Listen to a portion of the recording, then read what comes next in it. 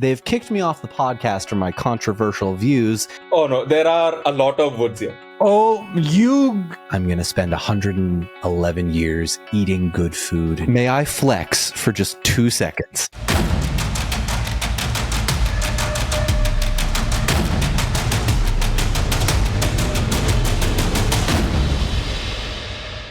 All right, welcome back to yet another episode of the Infinite Tavern podcast.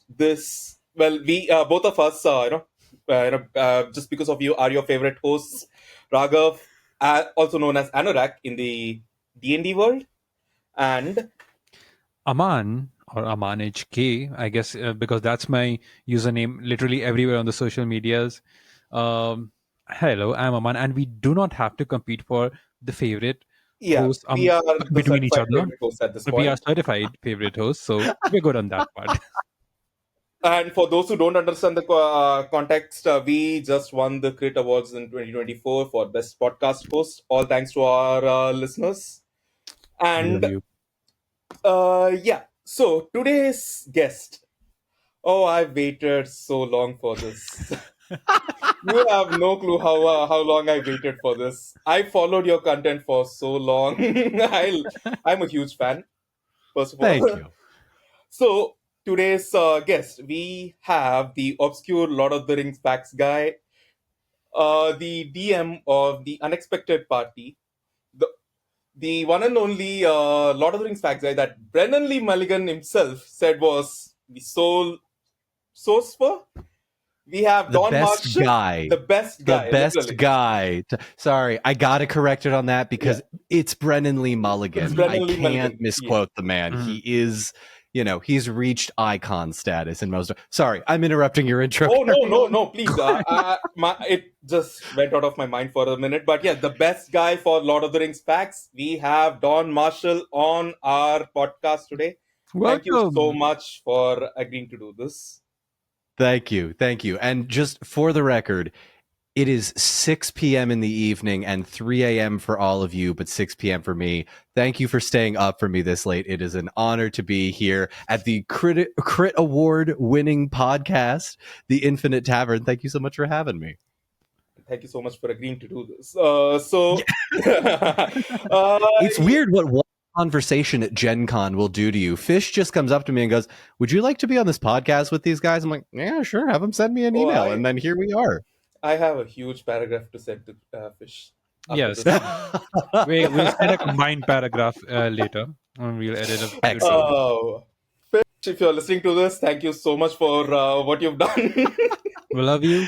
That's the beauty of You're this community, though. That's the beauty of it. You can just literally walk up to someone and be like, "Hey, I got some friends. They like your stuff. Do you like their stuff?" And if the answer is yes on both ends, we just hang out and talk Lord of the Rings for a little bit. And, D&D and TTRPGs in general, that's the beauty of it.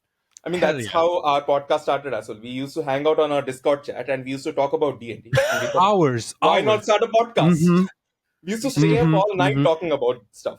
That is one of the things that I think works the best is, oh, hey, this Discord chat is getting super interesting. Should we record this? And that's how most podcasts these days are like, oh, yeah, let's do this. Will anyone listen? Who cares? We're doing it for ourselves. And that's the point. You need to do it for. Sorry, I'm going to go off on a tangent real quick, but I feel very strongly about this.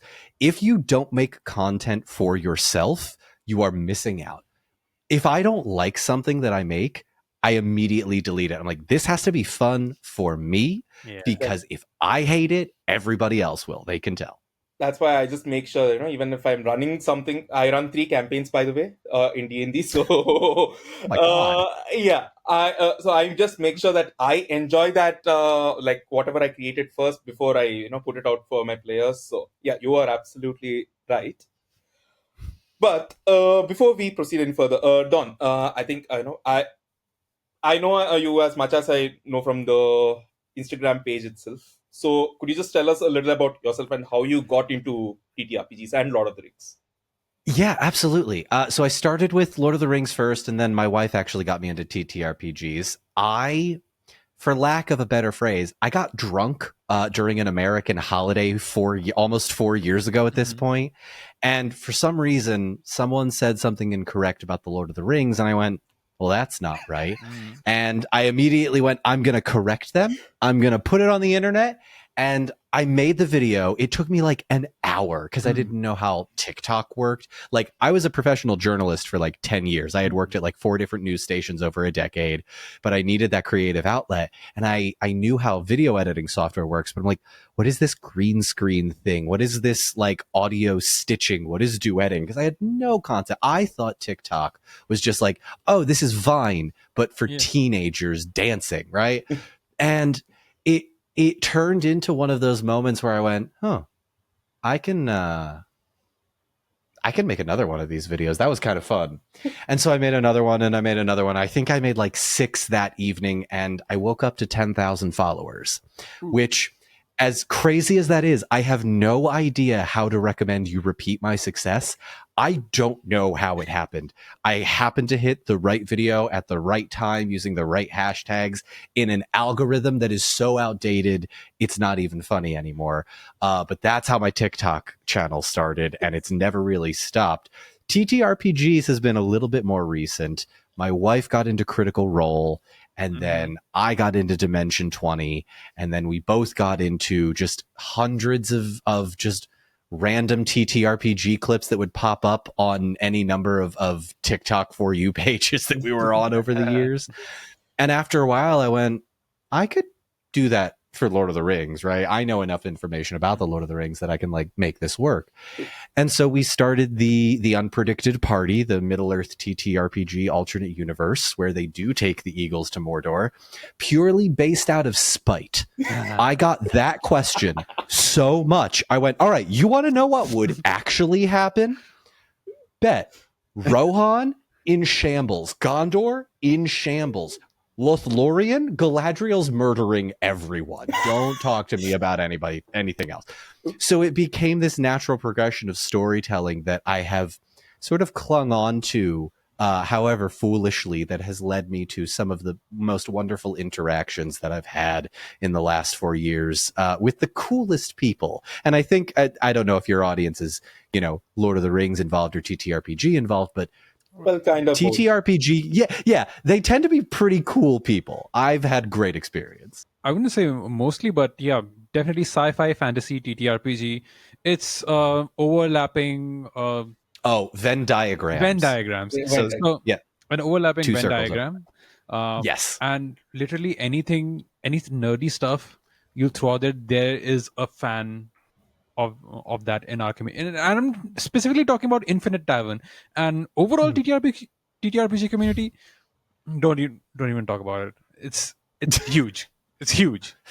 It's gotten now to the point where it's like it's so big that it's almost oversaturated, but it got oversaturated so fast that like things like the Crit Awards, which you have won, congrats by the way, things like Critical Role, Dimension 20, Dungeons and Daddies, all of those like bigger studio things, they have sort of had their moment, they have shown people the way, and now I feel like all these small creators are like, I can enter this space. I can do what Matt Mercer and Brennan Lee Mulligan do, but I'm going to put my own spin on it.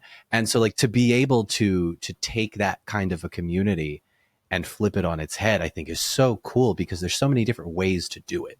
So I started out with Lord of the Rings itself, and I've seen D&D in other shows like Big Bang Theory or Stranger Things and Community.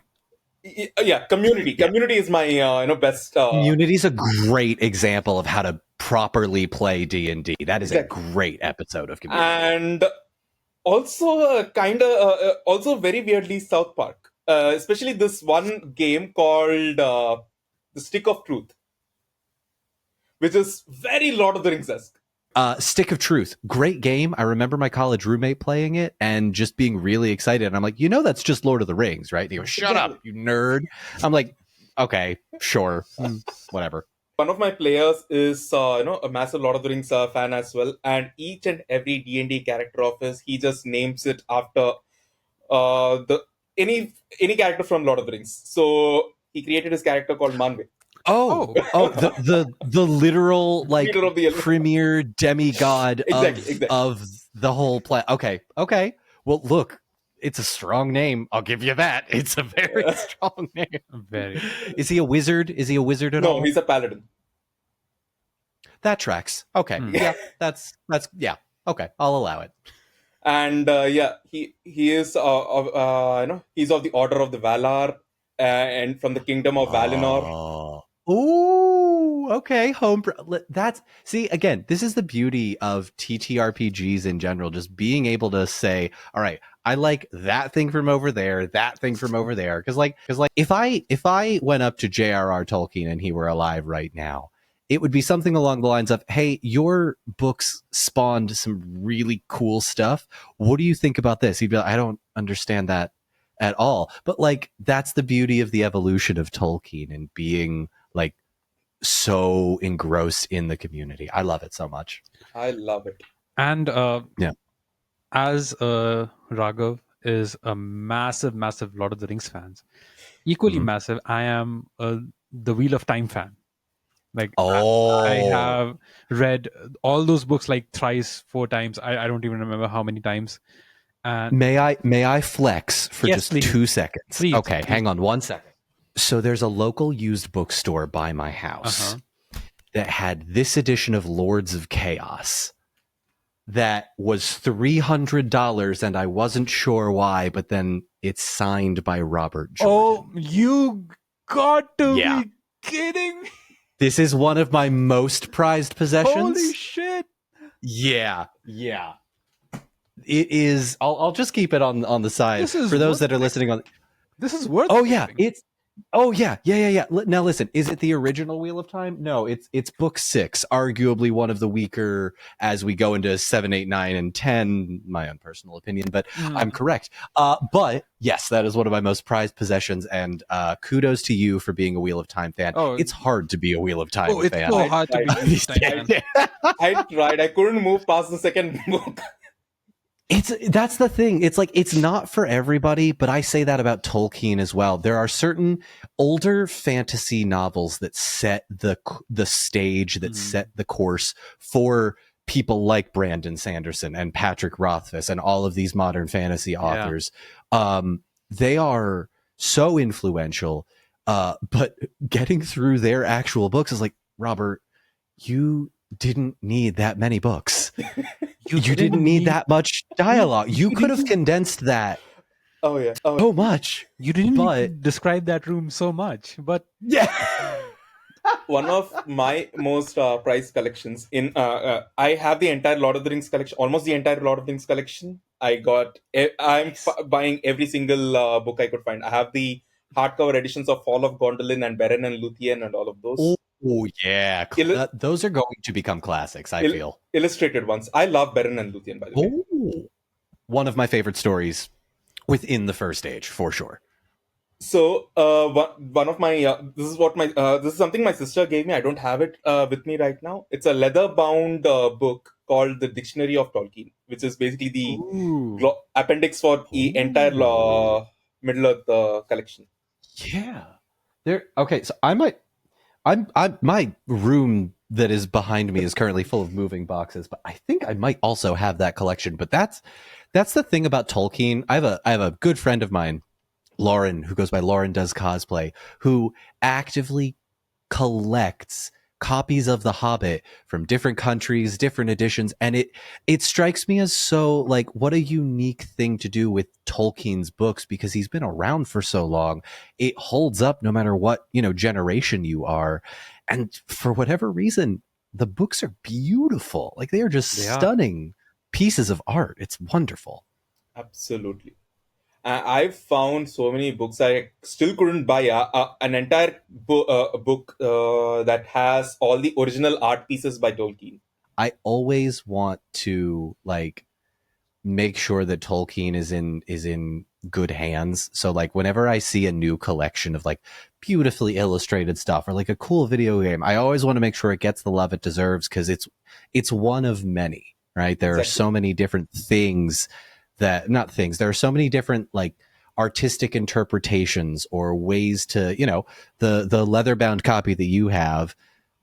probably holds the same weight as me, who has, the original copy my mom gave me that has Viggo Mortensen on the front from like 2002. That was like the movie tie-in edition. So that like you find it airports or just like the most cheap, randomly printed, but like it's not So close to about you. the book itself. Yeah. It's close to me and I love it. It's good. Even now I just go around gifting The Hobbit to every single person who's celebrating their birthday or anything. It's a good gift. It's a solid gift because if they haven't read it, then they get to experience one of the most delightful, books of children's literature. And it is actually a way better entry point into Middle Earth than Lord of the Rings is. Mm-hmm. Mm-hmm. Just I will because always say it's a very simple story. So yeah, you get an introduction to a decent number of like the characters and the themes and the world that's created. And in a way, though, I almost wonder what the Lord of the Rings would be had The Hobbit not come out, which, obviously the Lord of the Rings came out because The Hobbit did so well. But Tolkien had been writing the Silmarillion, the backstory, the First Age stuff, things about Feanor and Numenor, a lot of ors. But there's this overarching theme of like, I have created a universe and you have asked me to make characters in it. And for all of his genius, Tolkien did it really well several times over. And I don't know if you feel this way about the Silmarillion. Sometimes the Silmarillion and the Hobbit and the Lord of the Rings, they all feel like different genres of the same style of movie. True. While Hobbit is a more fast-paced. It feels more fast-paced action fantasy, but Lord of the Rings is a little slower. It explores the world around you. But Silmarillion, it kind of feels like the Bible. It's like the Middle Earth Bible. Yeah. The Bible's a really good way to put, any religious text, any history book that can get you the deep lore, the history, the people, worshiping these deities or, falling to temptation. A lot of that, spans over the course of hundreds of thousands of years. And Tolkien's just mental enough to be like, I'm going to write the beginning of the universe and it's going to be epic. And he made it. And, do people enjoy it? The Silmarillion's not, You need a lot of patience to read that. First time I read the Silmarillion, it took me about 4 months. I was just sitting there like, okay.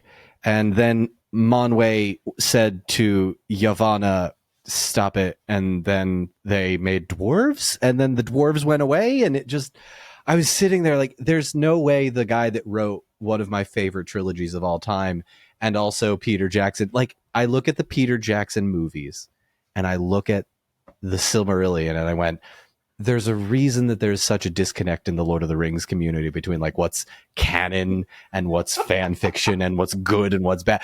Because the Silmarillion's not great in terms of modern fantasy. Like it was a building block. But it's not necessarily It's basically a book on world building. Yeah, it really is. And it does the world building so well. Sometimes it forgets to pay attention to the characters, which is why I think Beren and Luthien and Children of Húrin and Feanor's whole arc resonate so much with people, because the rest of it, like chapter 11 of the Silmarillion is just, here is a map. Here is where everybody lives. Here's who's fighting who. Here's who's angry at anybody else. There's no middle ground of storytelling. It's just, all right, lore dump, heartfelt moment, lore dump, Beren and Luthien, lore dump, Children of Húrin, death. It's just one after another. It never ends. Oh, yeah. I've read the Silmarillion once. I think I didn't have the energy to read it again. I really want to. Very few people do. And that's the thing that I don't know how you feel about Rings of Power, and I have my own qualms with it. But at the end of the day, there's a reason that the Silmarillion is not the most popular book within the Lord of the Rings canon, despite having so many beloved characters. I'm not sure if I remember this or no. I don't remember halflings, the creation of halflings being mentioned in the Silmarillion. So it's there's a very weird divide between what happens in the Silmarillion and what is canon there versus what he put in the appendices. Because, and I'm sure you both know this, Tolkien changed his mind a lot. Yeah. There are 4 origin stories for Galadriel, several different names for the Blue Wizards. So, sorry, you had questions or Lord of the Rings things to discuss with me, and I've been getting sidetracked for the last 30 minutes. That is completely fine. You basically went through the first 3 questions at the same time. Obscure Lord of the Rings Outstanding. facts, and because your story on how you got into TikTok, it just sounds like the social media version of Hangover. You just got drunk, you just created videos, and you woke up and you had followers. Thankfully, I did remember it the next morning, because if I had woken up to 10,000 followers not knowing I posted that, I'd have been very confused. But no, it was great. It was one of those moments where I went, oh, the Tolkien community is still out there. Because, I don't know about you all. I'm in my 30s. I have very few memories of interacting with Tolkien when I was really young, because a lot of my classmates and my friends at the time were, they weren't into super high fantasy and the deep lore, and they weren't watching the appendices growing up. So I felt very much alone in that. But then making those TikToks, seeing that community not only grow but thrive in the midst of the Rings of Power, the Gollum video game, however you think about it, the Moria video game, this new Peter Jackson movie, all of this stuff that's happening, it feels as though we've reached that next revival within the decade of Tolkien. I feel like Tolkien has a revival every 10 years or so. We had the Peter Jackson movies, and then the Hobbit movies, and now Rings of Power, and then 10 years from now we'll have some sort of also the Ralph Bakshi movies before Peter Jackson. Oh, how can I forget the Bakshi movies? Those are, a fever dream on acid. But let's not. Oh, Gandalf was they're weird, terrifying in that. Yeah. Have you seen the Soviet era stage play filmed for TV? Oh no! It is so. This is about. I think it was about 2 or 3 years ago. Somebody posted it to YouTube. It's this, I think it's from the late 80s. They made a stage play of the entirety of the Lord of the Rings, the Fellowship of the Ring. Galadriel has a dance sequence. There's Legolas is played by a woman. Gimli is used as a table to look at the map. They cut the Balrog and Gandalf's death. What? It is, when I tell you, I watched it for the first time and went, okay, the Soviet culture makes a little bit more sense now, having watched it. It's a fever dream unlike any other. It's also hilarious. The Barrow Whites are just these pure white makeup with these clown eyes and creepy crawly walking. It's bizarre. Also, Tom Bombadil is in it. To date, they are the only production that I know of to have an on-screen Tom Bombadil, and it is the Soviet-era stage play for TV. of all the applications. Yeah. Just a quick aside, I was searching for a map that I had, which a friend gifted to me in college, which was the map of the Shire. I can't find it right now because I'm in stuff packing. But yeah, I have an A3 size map of the Shire. Each and everything. Because Shire maps are almost just as detailed as the Lord of the Rings maps sometimes, because they have Tolkien spent hours just all right, Bywater is here, South Farthing, North Farthing, East West. He put too much detail into it, if I'm being honest, but didn't he? My world building from Tolkien itself. I have a homebrew world created. It's called Axeldon. So a lot of it I've taken from Middle Earth itself. A lot of stuff I've taken from Middle Earth. A lot of inspirations from for world building from Tolkien itself. So that is and that's the beauty of Tolkien, though. His world building is and you mentioned it, Aman. There's a reason that so many people have the map of Middle Earth rather than Aragorn on their wall. The poster is the map, the world, because there are so many things within it that are beloved. And that to me, that is the mark of any good world building is, do you care about the land, the peoples, the trees, the hills, the castles? Is that just as important as the people that are there? Because if Minas Tirith is destroyed, I'm so sad, right? Like they build it up for 3 movies. It's like, all right, here's this big white tower. What are we doing? And all of a sudden it's like, oh, if they die, if Pippin loses, which fun fact, he was going to kill Pippin in one of the early drafts. C.S. Lewis talked him out of it. That's another fun, obscure Lord of the Rings. Yeah. Pippin dies to the cave troll in one of the early drafts of Return to the King. And C.S. Lewis is like, no. He is a beloved. No. You have to make everyone live. You have to make them live. Do it. Oh, wow. Good on you, C.S. Lewis. Hell yeah. Yeah. Another piece of world building that I've seen in Minecraft is the entire Middle Earth being created on a Minecraft server. You could explore Minas Tirith over there. It is so I had the pleasure about 3.5 years ago of walking through Middle Earth with the guys that made that server and just teleporting around Minas Tirith and the Mines of Moria and Mirkwood and Lothlorien. This is what I love so much about Tolkien, is that the fans, the people that love Middle Earth are such passionate fans. Exactly. They will dedicate extra stuff to it. Like you don't typically see fans of like Willow or even any number of Brandon Sanderson novels, however, popular they may be. You don't see people building the Cosmere in Minecraft or putting on stage plays of A Way of Kings or Mistborn. Like there is a precedent that Tolkien set that just lights a fire in the hearts of so many fans, and I'm grateful to just be a part of it, I think.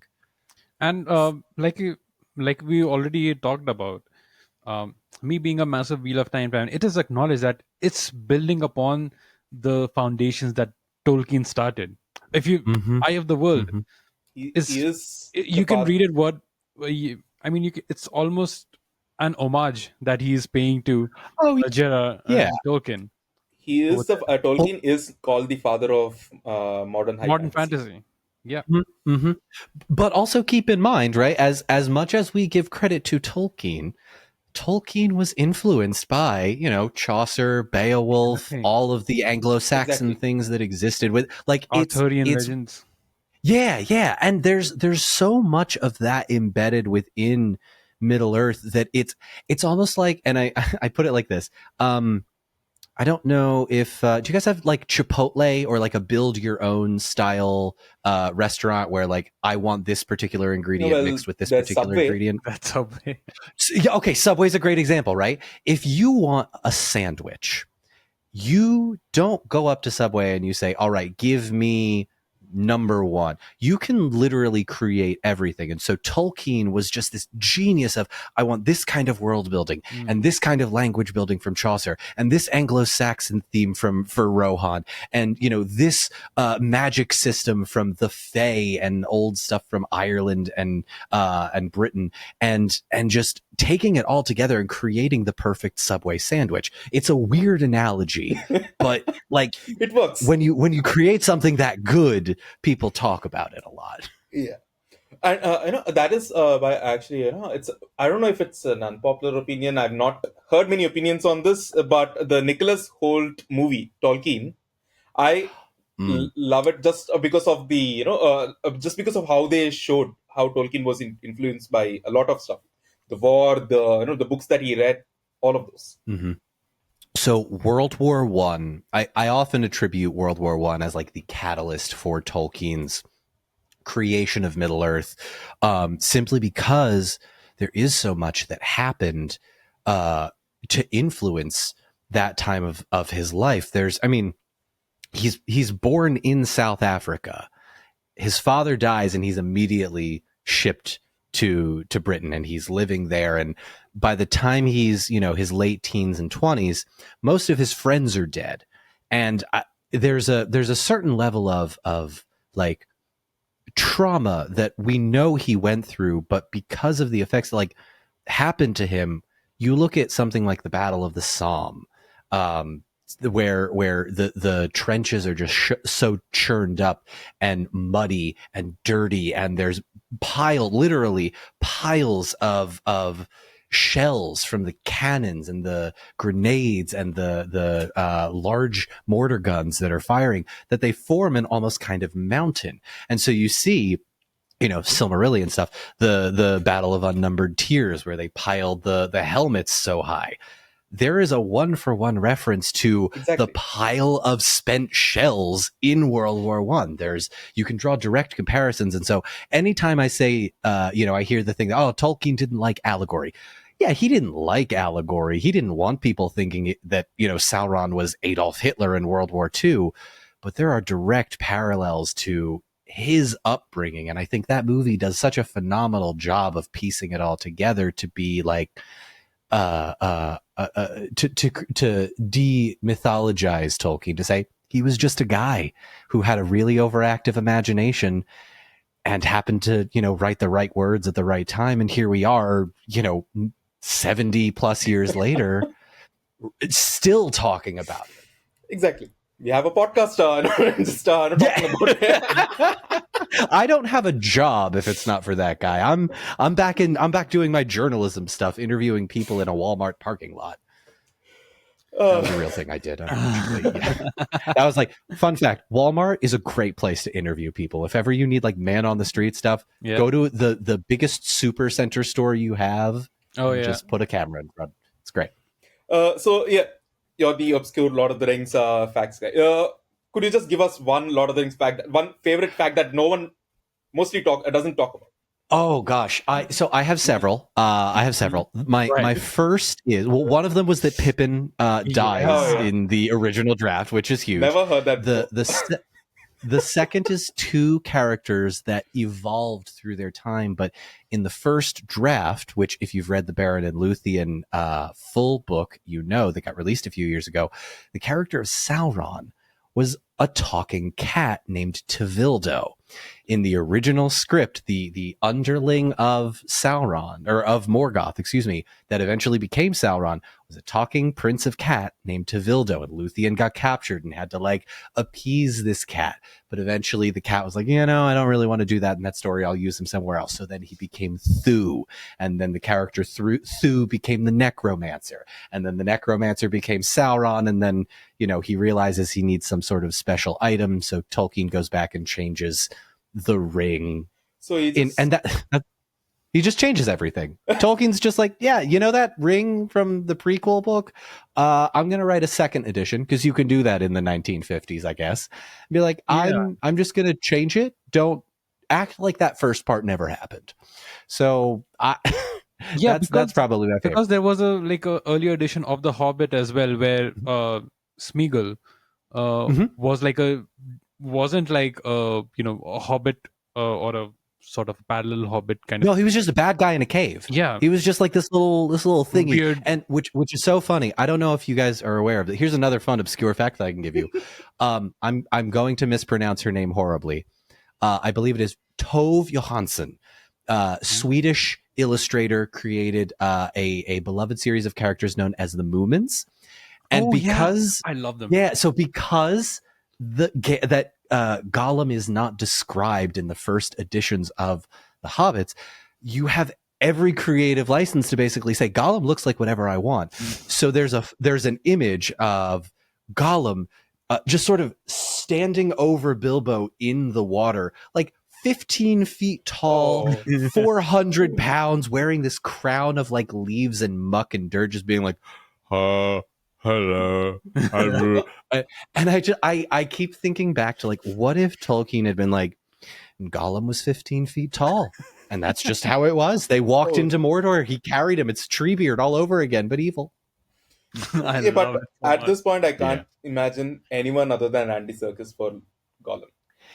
And that so I will challenge you on this. So Gollum is such an interesting creature, and I love the Peter Jackson movies. They hold a very special place in my heart. The character of Gollum is so multifaceted. I almost want to see a different iteration of him, knowing that Andy Serkis has cleaned house, right? He is the cream of the crop, the best of the best. but like I want to see the 15-foot Gollum. I want to see Gollum as the 3.5-foot gangly hobbit that's just a little bit malnourished because the ring kept him alive. Like, give me the creepiest things you can possibly handle, because Gollum is that. That is his kind of character. I mean, we have so many iterations of the Joker, and all of them are great in their own right. This is Aman, you literally, sorry, am I pronouncing your name correctly? Yeah, is it Aman or Aman? Aman. Aman. Okay. Aman, that is exactly what I mean, in that we've gotten to the point of Tolkien's lore now where it's very much like comic books, where your idea of, Viggo Mortensen, your idea of Aragorn might be Viggo Mortensen, but then someone who was born 12 years ago, it might not be Viggo Mortensen because they got shown, the fan-made movie Born of Hope, or they got shown the Bakshi movies and they think John Hurt and pantsless Aragorn is the way to go. There's so many different iterations of this character that it's almost become like, oh, you can have your own spin on things. So like, if it were modern, Gollum would be some sort of, someone who suffered from a mental health issue, addiction, alcoholism, any number of things. And like, there are so many ways that you can look at each character that I almost want those differences to be shown, because it's so much like the comic books. We can have alternate universes. We can have, times to enjoy Viggo Mortensen and his eyes, Orlando Bloom and his hair, Andy Serkis and his Gollum voice. But like, give me your adaptations. Give me. I can't imagine. There are any number of cultural differences between us here in the West and folks in India about their approach to Tolkien, right? Like, there have to be a few differences, right? I have not seen many differences, actually. No? Okay. Interesting. I've always been curious about interpretations and how it differs culture to culture, because I mean, obviously the UK is huge and stuff like that, but there's any number of, like, the Soviet stage play is another good example of that. Just taking your own. I did see a lot of people comparing a lot of like Tolkien's work with stuff in the Bible, but yeah, that's that's the maximum I've seen. Yeah. Okay. I mean, I think another reason why the conversation is not there, because not enough conversation has been had about it. Honestly, to look at those differences, because again, sci-fi fantasy is still a very like, I wouldn't say a foreign concept, but when it comes to fantasy in India, it's not mostly, but a lot of it is mythological. Really? How so? Because that I'm curious. Okay, so let me just give you an example. So very recently, we had this Indian movie come out. It's called Kalki. So it's called Kalki 2898 AD, which features, like it talks about this, the 10th incarnation of the Hindu god Vishnu. Oh yeah. And it happens in a post-apocalyptic world, which is it's like the one of the first for Indian cinema. So it is a sci-fi fantasy movie. It involves like things from Dune or Guardians of the Galaxy stuff, influences from that, or Blade Runner. Yeah, Mad Max, Blade Runner. Blade Runner. It takes a lot of inspiration from all of those, and it incorporates the spirit of Indian mythology into the movie, talking about the arrival of this Kalki, who will be taking basically Kalki is like the Indian version of Judgment Day. He eradicates all evil and okay. Yeah. And then you have other movies, like we recently had a few years ago, we had Brahmastra, which came out, which was amazing on the like CGI scale. I won't talk a lot about the story, but looked amazing on screen. And again, it dealt with Brahmastra, this sort of a nuclear sort of a weapon. Raghav, please correct me if I'm wrong. Yeah, it is said to be nuclear, and it is it's supposed to be a superhero mythological movie. They created a superhero mythological movie. Nice. I love that. Okay. So, sorry, go ahead. then you have when it comes to fantasy novels, even you have something Amish wrote, the Shiva trilogy, which was again written from a very fantasy point of view, but it still dealt with The Lord Shiva. story of Shiva. Yeah. Oh, okay. So then my question then to that is, do you see, because I'm always curious about how people's interpretations of not just Tolkien, but like sci-fi and fantasy in general, does that lend itself to the culture that it's currently in, or do they try and take the theme like Lord of the Rings, Brandon Sanderson, stuff like that? And because correct me if I'm wrong, is it called Bollywood with a B? Oh no, there Bollywood are a for lot of woods here. There are so many woods. okay, okay, That cool, sounded so cool. wrong, but yeah. No, I got you. I'm incredibly ignorant when it comes to Eastern cinema, but Yeah. the things that So, I do know is so very The basically, different. Indian there is cinema, a Indian there is a cinema. film studio for each and every language, and Yeah. there are Oh, major. I think there are 5 major ones, and then there are other movies, other Smaller ones. languages as well. Yeah. okay. Wow. Okay. So then, how does that translate into something like Tolkien? Like, did you guys get several different translations of the Oh movies, no. or like subtitles, or how does that work? So my uncle lives in the US, and he, Okay. my first Lord of the Rings movie, he brought the CDs of Lord of the Rings from there itself. So Oh, nice. he lives near Philadelphia. So he just brought me the Lord of the Rings CDs. I don't have them now; they're ruined. But I still have the 4K versions of Lord of the Rings, the extended editions. Each Nice. file being Nice. 50 GB. 50 gigs. Exactly. Oh Yeah. my God. It's on my You know hard what disk, though? and I make sure Yeah. that I watch it every single New Year's. It's like I don't like going to parties. I just order pizza. I just get some drinks. I watch Lord of the Rings. You know what? As I get older, I have found myself wanting less and less to go out for New Year's parties and just being like, hey, you are my friends. I will order a few pizzas and we will have a great time. I'm Yeah. not going to your New Year's party. I'm tired. I want to be in bed by 10 p.m. Wake me up when it hits midnight my time zone. I don't care. So yeah, I just watch a lot of the Rings movies. Like at least once in 2 or 3 months, I just make sure I just rewatch those. If I can interject on the point of how Yeah. we consume and what our perspective is, when I started reading fantasy, that and I watched when it came on TV, the theatrical cut. Uh, Mm. it used to come on TV then. Um, again, it came out as, I didn't think of it much back then, but whenever people talked about fantasy, elves, or dwarves, or whatever, uh, it always struck to me as, okay, that's the West. That's white people thing. I can't Yeah. imagine myself Yeah. as an Yeah. elf.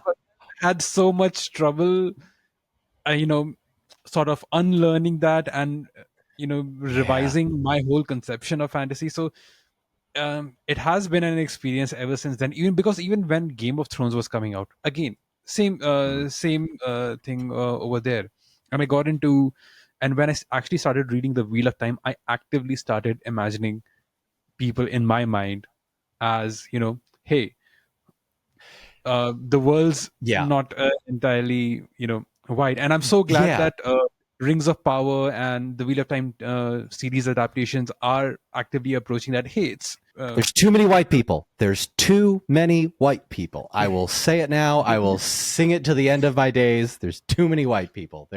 And that is, and it's so funny that you say, not funny, but it is so cool to hear you say that, because there are very few folks, at least here in the West, that I interact with that are like, yes, I never saw myself in, the works of Tolkien. That, the conversation around Tolkien has always been, oh yes, he's the grandfather of everything and he set the tone. And it's not that everything was, white or everything was a set genre, Mhm. but that set the tone for everything. And I feel like and correct me if I'm wrong if this is untrue in the East, but I feel as though we've kind of reached a point now culturally where we go, oh, maybe that white British guy was wrong, or maybe we could do something beyond what he did, because there is a world that exists that, and I think Robert Jordan did a fantastic job sort of world building beyond that. There is a world beyond the bricks of Parliament, or beyond the fields of Great Britain. There are deserts, there are oceans, there are islands, there are wastelands and mountains, and it's such a cool world to explore that I feel like as much as we've talked about Tolkien, we've really only just scratched the surface. Absolutely. Of it. Very, very much so. Only just scratched the surface. I mean, like sort of segueing into TTRPGs. Please, for a moment. please. This is what I do. This is what we do. Before we segue into that, What do we got? the season 2 is releasing in 8 hours. Uh-huh. So what do you? I just wanted to know your opinion on. We've seen the recent trailer as well. Yeah. The animated movie trailer, and we really the Lord of the Rings. do want to know the Rings your of Power opinions season on. I have my opinions on Rings of so- Power. That is completely separate. And on acknowledge. Yeah, there's so much to talk about in these two specific new mediums. Here's what I will say. For the Rings of Power, I've had the fortune of seeing a few things that most folks have not. And I've had the privilege of being able to give my opinion in various circles where it might be taken more seriously. And I am happy to say that they listened to the feedback of the fans.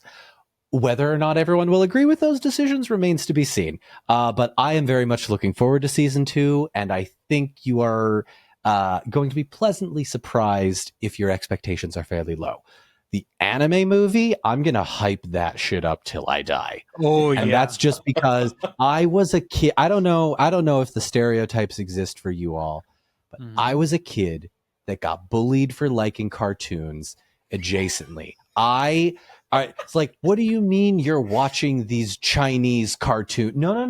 I still get this bullied. is beautiful, stunning. Yeah. Oh my God. It's anime to a certain extent is still looked down upon even within the animation circle, right? There's so many people that are like, oh, you watch cartoons? No, I watch a group of artists and musicians and voice actors come together to create this beautiful thing that isn't like, when no one's face is on camera, when there's not a movie star, and it's just everybody joining together to create this thing, that's where the beauty lies, for me at least. So I'm sorry, I'm going off on a tangent as I do. Absolutely. That is our story as well. Like, that's how we got into all these nerdy stuff. People should watch. People should watch Perfect Blue, and then people should ask them like, "Hey, is this a children's movie? Do you think it's a children's movie now?" Perfect Blue. Listen, there are any number. I very recently had to explain to a few people in a video I made on TikTok why Jujutsu Kaisen is not a good anime to start with, because it's so bloody and so gory. I know that there is a voice actor in the War of the Rohirrim that is also in Jujutsu Kaisen. Don't watch that to start. It's too bloody. It's too violent. It's not a great representation of anime. But at the same time, oh my gosh, look at this. More people liking anime. Maybe I will be bullied less. Maybe I'll have friends to talk about it with. And that's sort of where my excitement lies, in that, the same way I'm talking to you, a year from now, I might be on another podcast going, hey, remember that anime stereotype that existed? Anime is cool now. And to an extent, I do think that anime is cool. Anime has always been cool. Although anime has always been. Although I do wish the poor animators got paid more. Listen, you gotta pay. You gotta pay animators. You gotta pay animators more. They do not get paid nearly enough. Yeah. Another anime that is not suitable for children, like they say when they say anime is for children, Grave of the Fireflies. The anime movie. Man. There's Stop. That's the thing about anime. There's I can't so watch many. that movie again. Oh no, that's there. I firmly believe that there are movies, TV shows, books, any medium. There are things you only need to consume once. Exactly. There are things that you read over and over again. I've read the Lord of the Rings trilogy countless times. I will never watch Violet Evergarden again. I will never watch the first season of Full Metal Alchemist Brotherhood. Cowboy Bebop. I will rewatch Cowboy Bebop Well, till the yeah. day I die. That is Yeah. beautiful. Yeah, But I'll like, agree to that. there are some things out there that had such an effect on me, and this is why I hope the War of the Rohirrim becomes beloved, and that this medium of anime becomes, more accepted, is because there's a certain place in your heart that animation can hit at, because you can do anything. You can draw Absolutely anything. Yeah, and it's beautiful. I love it. Sorry, I'm rambling. I love anime. I want more people. I don't hope they make something like the War with Ankalagon or something in animation. That would be epic. So I have a list, and it goes, I want Baron and Luthien, Children of Horin, The Fall of Gondolin, and maybe, honestly, give me Feanor's character arc as like a 6-part miniseries anthology. Give me, 22-minute episodes each, and then just give me, because Middle Earth lends itself to the fantastical that is grounded in reality. And I have often, again, going on a tangent, anime is such a cool medium in that if you ground it in reality, it becomes that much more important, because it's not, the stereotypical well-endowed woman with a large chest and big beefy guy with super muscular arms, Fist of the North Star style, or JoJo's Bizarre Adventure. It becomes this very real story with these real characters that, even though it's not an actor, it's a voice actor and a drawing. That is where the connection lies, that everyone can connect to. You look at someone like the brothers in Full Metal Alchemist, or you look at Spike from Cowboy Bebop, or even, Code Geass, any number of like old school anime, Goku from Dragon Ball Z. Here's this person that, no matter your origin, no matter what country you live in, language you speak, religion you adhere to, here's a guy that shoots lasers out of his hand, and that's cool. That's just cool. And I think we need more of that. Oh yeah, absolutely. But yeah, coming back, into the whole TTRPG section again. Oh yes, sorry, we were going to talk about other stuff. I got sidetracked. This 90% of my podcast appearances are just like, I'm so sorry I rambled for 5 minutes. Please redirect me. Anything about Lord of the Rings, I would, I would be glad to listen to it. Love it. Excellent. Because Lord of the Rings has a massive impact on my life, and just I'm ready to listen to any amount of facts, or just anything on that. But I'm right there with you. About the Unpredicted Party. I just listened to the first episode, actually. And thank you. It is one of my worst episodes I've ever done. Please keep going. I get way better. I am going on with that, because I just love the fact that you brought in the original characters, you RP'd them, and I love that. Especially, you did a really good Bilbo. I love the.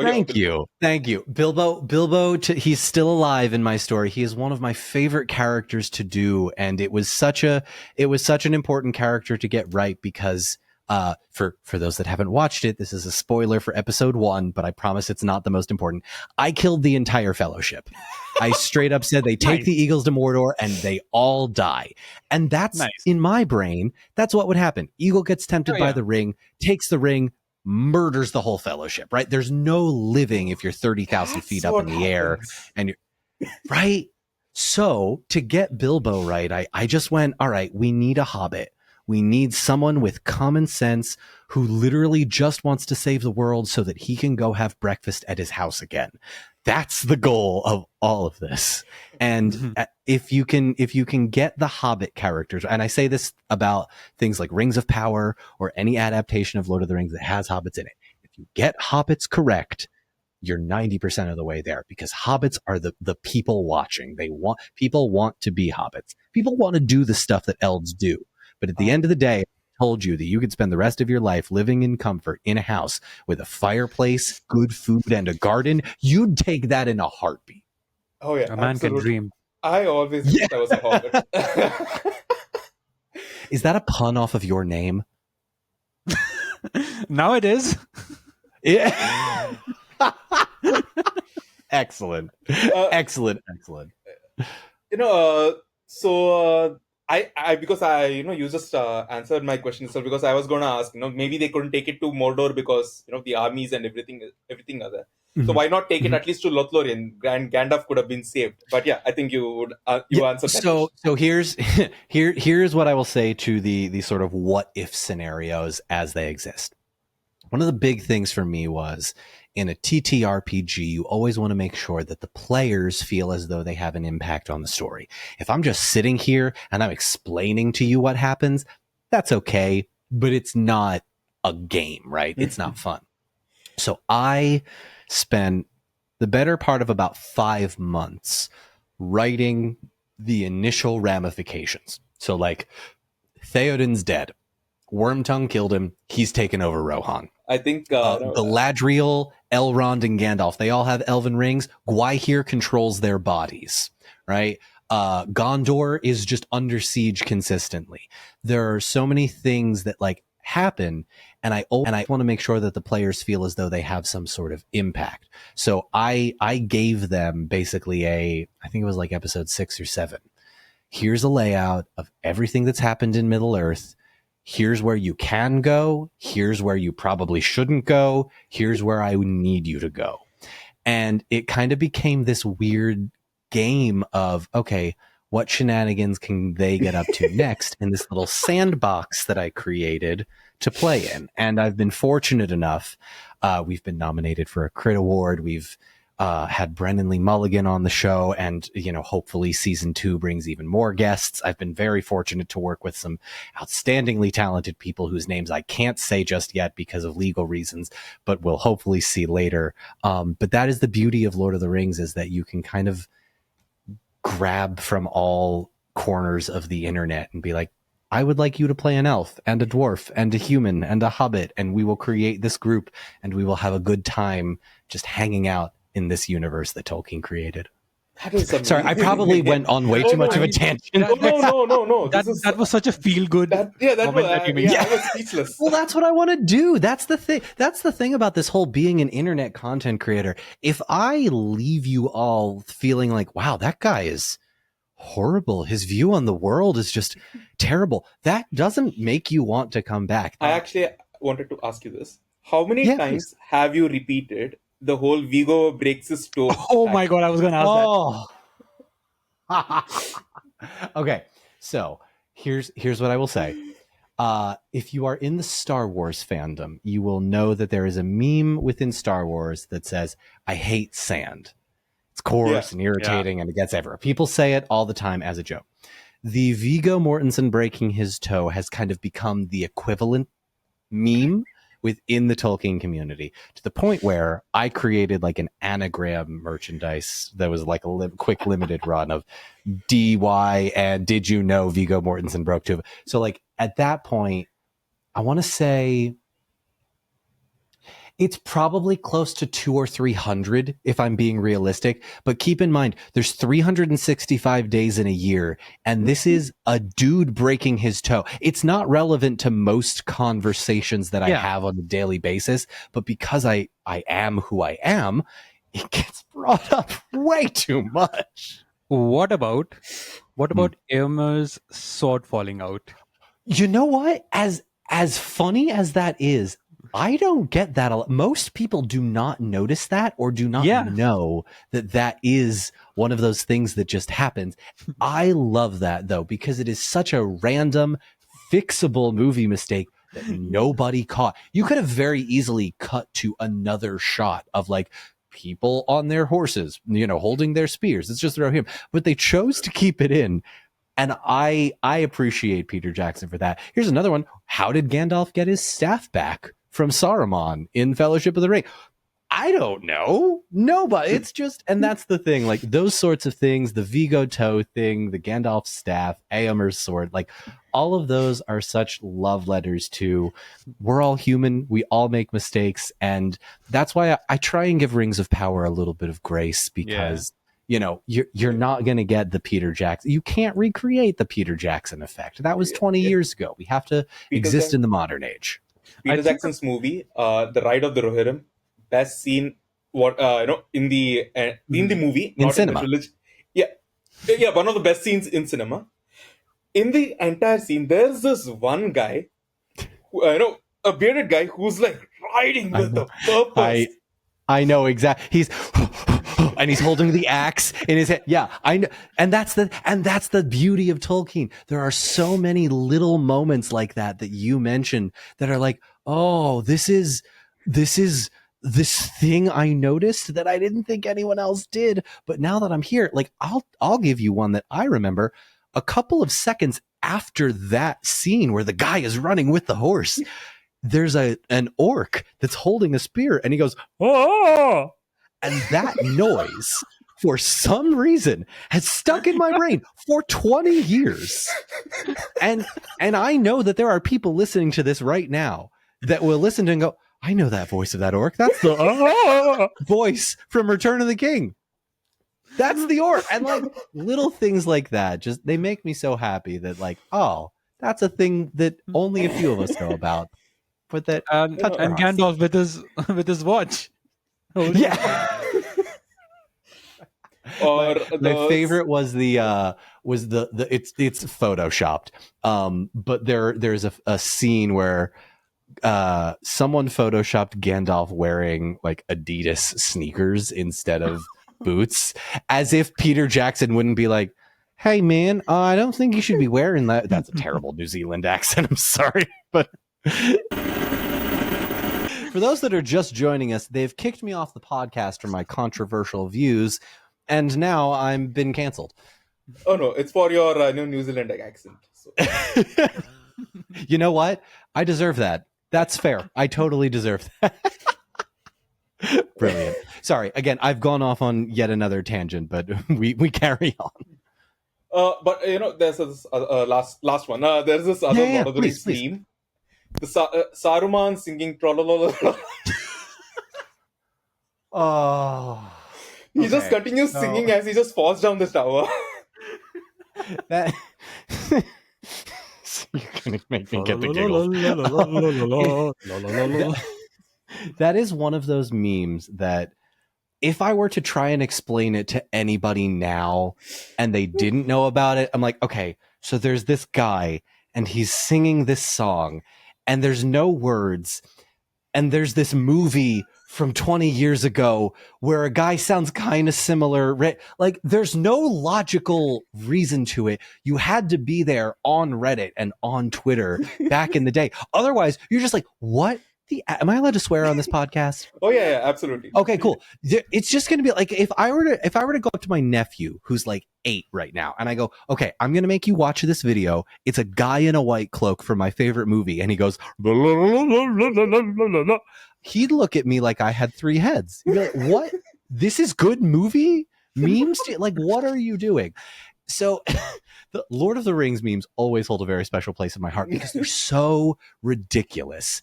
There's just a broken couple of toes. That's it. That's right. Gandalf says he was delayed and he was at a rave party. Yeah. Yeah, I know.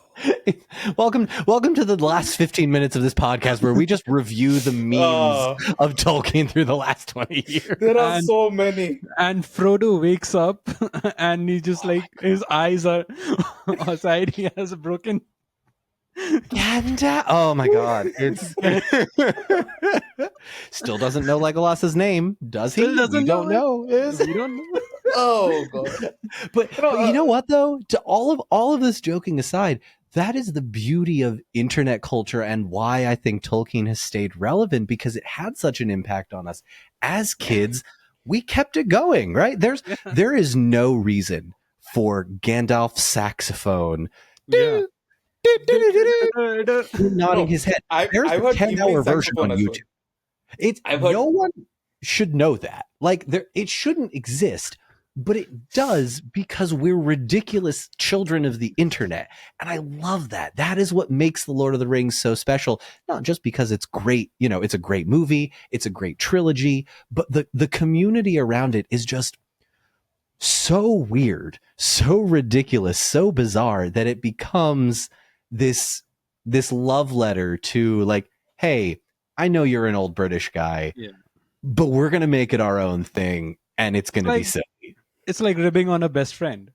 Yeah. Oh my, that's a great way to put it. That is a perfect way to put it, because at the end of the day, I still love Tolkien, regardless of how people feel about the Rings of Power or the War of the Rohirrim or what was probably an acid fever dream, the Bakshi movies, or I don't know if you know about this, the fan fiction, The Last Ring Bearer, that is the sequel to Return of the King that takes place from the perspective of the orcs. Do you know about this? This is one of my favorites. No. It's I it's so fun. It's by a Russian author named Kirill Eskov. He's he's either an archaeologist or a paleontologist or one of those ground rock people that do science.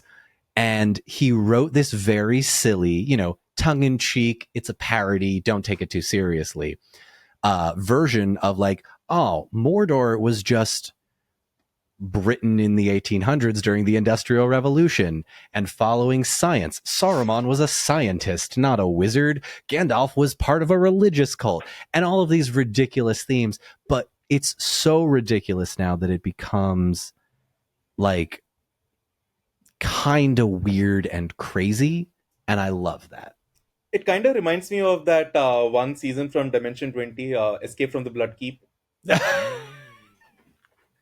Escape from the Blood Keep is the perfect love letter to Tolkien.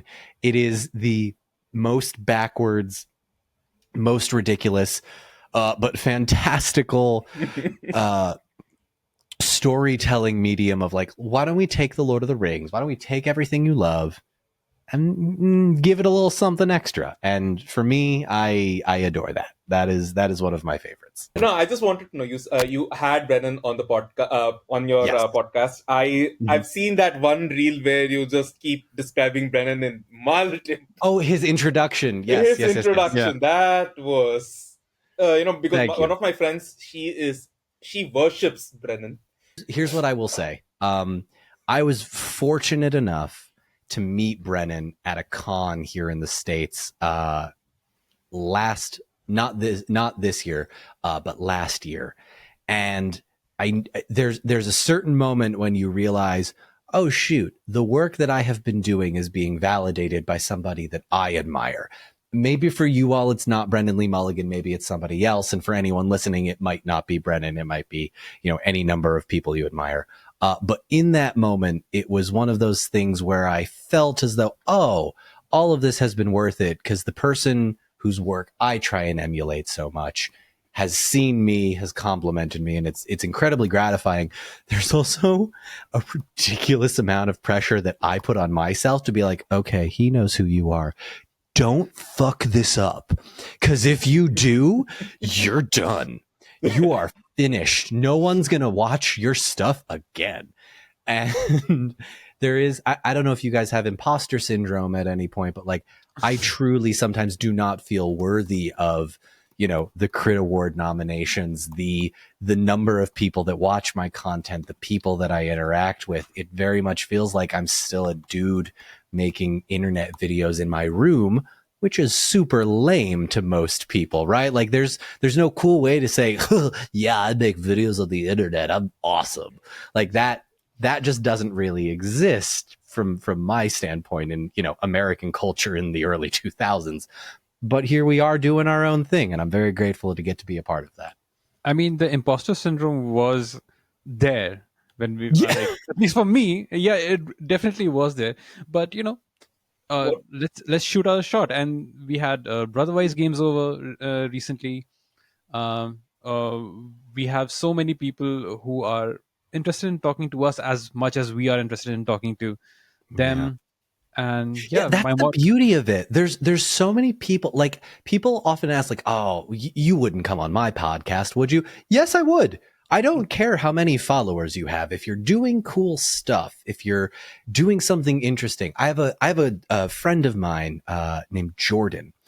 Jordan loves the Andy Serkis audiobooks and loves Lord of the Rings, to the point where he created 63 hours of music and sound effects as like an accompaniment audio, so that you can listen to the Lord of the Rings audiobooks by Andy Serkis with music in the background, with sound effects for the battle scenes. And like, all of the nature sounds. He recorded everything himself just because he wanted to, just because it sounded like fun, and he sells it now on a little flash drive. And like the passion and the like, regardless of how many followers you have, at a certain point, you got to realize it's mostly luck, right? You can be as good as any of them, but if you don't use the right hashtags or get noticed by the right, but like, it's all, you have to keep going until you find that time to be, ready to strike. And for whatever reason, the Lord of the Rings community and the TTRPG community seems like ready to go. Like, let's go. We've got famous people, doing it. We've got a D&D movie. Have you guys seen the D&D movie? Oh yeah. Oh yeah. Oh, I love I that movie. I was so so much. happy it got released in India, mainly because there's not much popularity for D&D in India. I'm so happy it just got released. Is D&D not popular in India? It is not Not as popular really. as other People games, are aware of the name Dungeons and Dragons. but they think but it's an not online like game. the. They think it's a Okay. video game. Most people think it's a video Yeah.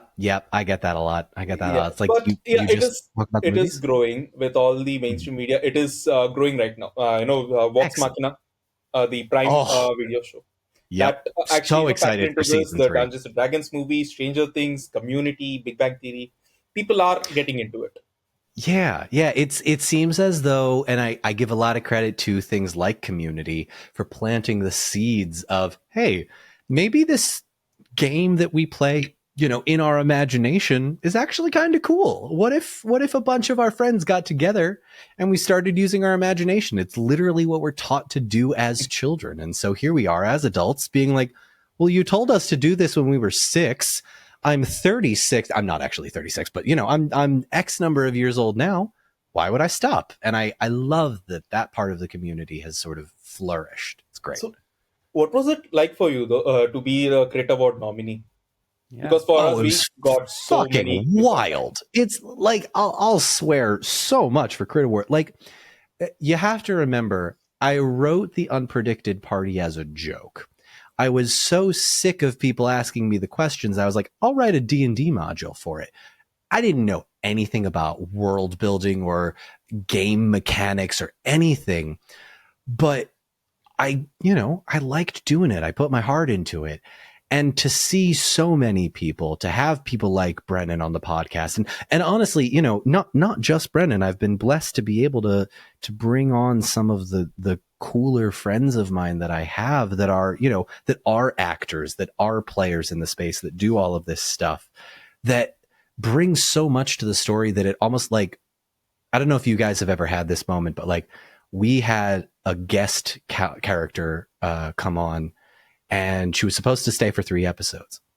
And after a while, it had been like 4 or 5 episodes, and we went, she can stay. And her name is Charlotte, and she is still with us nearly 60 episodes in, and she started in episode 18. And I went, yeah, no, this person gets us. And to have that community, to be able to build it is very heartwarming. I am at a loss. You've got 2 minutes, rapid fire questions. Go. No, I'm kidding. You do what you got to do. Last question I actually wanted to ask. So there are Yeah, no, go multiple Lord of the Rings systems, right? You use the One Ring system, and do, I yes. think there is the Lord of the Rings RPG, and there's also Adventures of Middle Earth. Yes. So why this particular one exactly? I cheated a little bit. So it mostly came down to money. Adventures in Middle Earth, which is a phenomenal system, but it's no longer in print. The people that made it no longer have the rights to it. And I spent a good 2 or 3 weeks looking through Adventures in Middle Earth, thinking, all right, I'll just buy a book. I'll see what happens, until eventually I found the One Ring system from Free League Publishing. And it wasn't yet. The Kickstarter had only just started. And so I reached out to them and I said, hey, I have this idea. You have this system.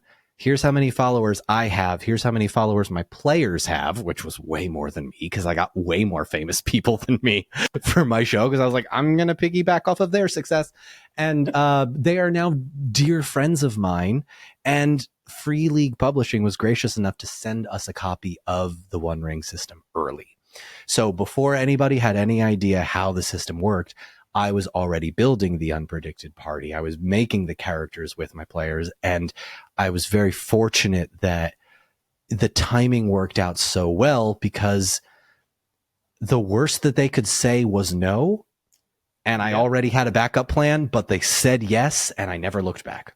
Yeah, that's our whole concept right now. We're just sending out emails to everyone, to just calling them on our Do it. podcast. The worst just said Do it. is no. Yeah, because, and this is the thing that I have learned from 4 years of content creation, is the worst they can say is no, at which point you are exactly where you were before. I didn't need to email Brennan after all this. I didn't need to reach out to, Anjali Bhamani and, all of these, people, Anna Maria, who plays Arwen, Charlotte Moore Lambert, Trevor Collins from Rooster Teeth, all of these people that are now guests on my show or will be future guests are just people that existed, and they weren't going to come on until I asked them. So send the emails, have the guts, the courage to do so. And I think that will take you farther than anything else. Some people will call it being delusional, but do it anyway. Yeah. I take this to heart, which my brother actually instilled in me. If you don't ask them, it's always going to be a no, but you have to ask them.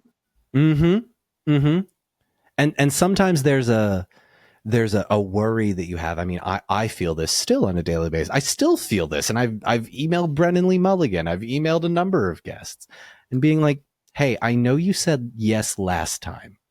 Do you think you would say yes again? And like, I don't want to step on their toes. Like, if you don't want to come back, if you didn't have a good time, that's fine. I don't want to bother you. But also, like, you were really good. I would love to have you back on. And that you have to be able to bring that inner Samwise Gamgee of, I don't know if it's going to work, but I'm going anyway. Exactly. Any other final questions before I wrap up here? Yes. If you could spend 10 minutes with Tolkien or 10 minutes with Tom Bombadil, who would you spend it with? Now, Aman, I'm going to let you know, because I let everyone know when they do this. No one's ever asked me that question before, so kudos to you. That is a great question. Here's the thing. I would spend it with Tolkien, but not because I don't like Tom Bombadil. Only because Tom Bombadil wouldn't answer my questions. Tom Bombadil would sit there going, you want to know where the Entwives are? No! I'm going to sing you a song. And I don't have time for that silliness right now. At a point, Tell me you where just the get Entwives annoyed are. with Yeah, exactly.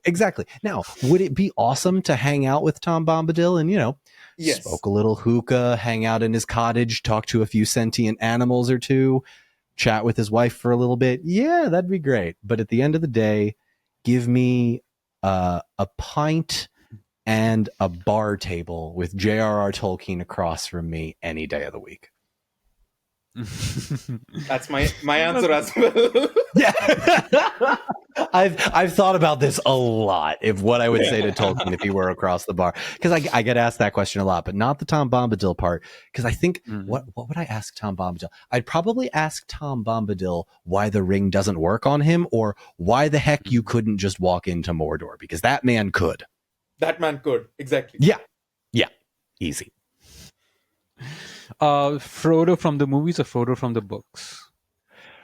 How dare you ask me that?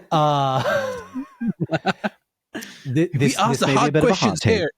Yeah. You get the answers your audience wants. I'm gonna go Frodo from the movies. As much as I like Frodo from the books, he has less of a character arc. Frodo is the person with the ring thrust upon him, but we don't really get sort of the internal monologue of how the ring is affecting him. I love Elijah Wood's performance, and I love the way that his mind is warped by the ring, his facial expressions, his eyes, the way he delivers dialogue with Sam, especially in Return of the King. I put it up there as one of the most important roles in the movie, not just because Frodo is one of the main characters, but because if you get Frodo wrong, his relationship with Sam falls flat. His relationship with Aragorn, with Gandalf, to Middle Earth as a whole, it falls flat. And I think you had to get the right Frodo. And Elijah Wood just love it. Sam's speech in Osgiliath, that got me Oh. through the entire lockdown. That got me through the entire pandemic. Yeah. My favorite line of Sam's is, by rights, we shouldn't even be here. And that to me is like, nobody wants to be in this late stage capitalist corporation run, cronies with the government, corruption, all that stuff. By rights, we should be living in utopia right now. We have the means to feed everybody in the world. We have the money to do it. And like, by rights, we should be in the Star Trek world right now, exploring space. We're not, and it's going to take a long time to get there, but that speech hits me very, very, very, very much. Last question. Would you rather be Samwise Gamgee or Galadriel? Oh. Now those are two characters I haven't put up together. Okay. So I often relate the concept of immortality to a curse rather than a gift, because the idea of all of your friends and loved ones eventually passing away, you will never have anything permanent. However, if I were immortal and all of my friends were immortal and also elves, Galadriel 100%. Super awesome, badass, just powerful elf. That's all I need. However, if all of my friends are going to die after 111 years, I'm going to spend 111 years eating good food, enjoying my time in the Shire. Yeah. So Samwise, just to tell you, Samwise and Galadriel are my favorite characters. I love all the other ones, Frodo, Aragorn, everyone, but Samwise, obviously, like Samwise. Listen, if Tolkien thought that he was the chief character, we have no room to argue. No room to argue. And Galadriel because she is mommy.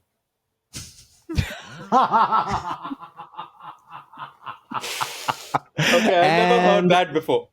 That's our podcast. That's where you end it. Honestly, cut right there. That's. But I think I think this is a good point to end it. So, Excellent. guys, that was Don Marshall.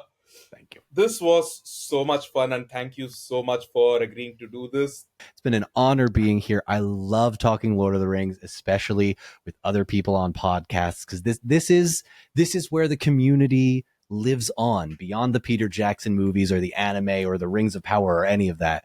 It is the people sitting around a table or a podcast or a convention, just hanging out, talking about Tolkien. And that's my favorite part of this community. For those that maybe don't know who I am or enjoy my content, I go by Don Marshall 72 across all platforms. I'm primarily on TikTok and Instagram. I'm also on YouTube. I'm on Threads. I'm on Facebook. I'm on all of the social media platforms that most people are on.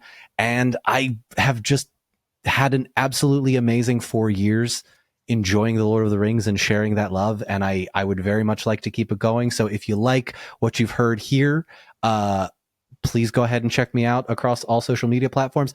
Also, and I'll say this because not enough people do it, leave a rating for this podcast. You want 5 stars and a written review, because if you don't, and I say this as someone with my own podcast, leaving feedback and a 5-star review is absolutely huge. So if you take nothing else from this podcast, go leave that 5-star review if you like it, because it helps them out a ton. Thank you, Don. Guys, we will be leaving all the links in the description on YouTube and on Spotify. And yeah, the link for Don's Instagram and all everything will be in our link tree as well. And Don, like, you have the like a permanent invitation to join the Infinite Tavern. Join us at the Infinite Tavern whenever you want to. We will give you an invitation, Discord invitation as well. You are forever welcome if over there. anything happens that's controversial in the Lord of the Rings community in the next year, I will probably call you guys up and be like, hey, I need to start talking about this thing. Please let me back on. And until next time, may all your roles be great. Good. Great. Yeah, that's always Hey, it should awkward. be. So yeah. Yeah. That's always I awkward. love it. That's a- Yeah. I love it. Uh,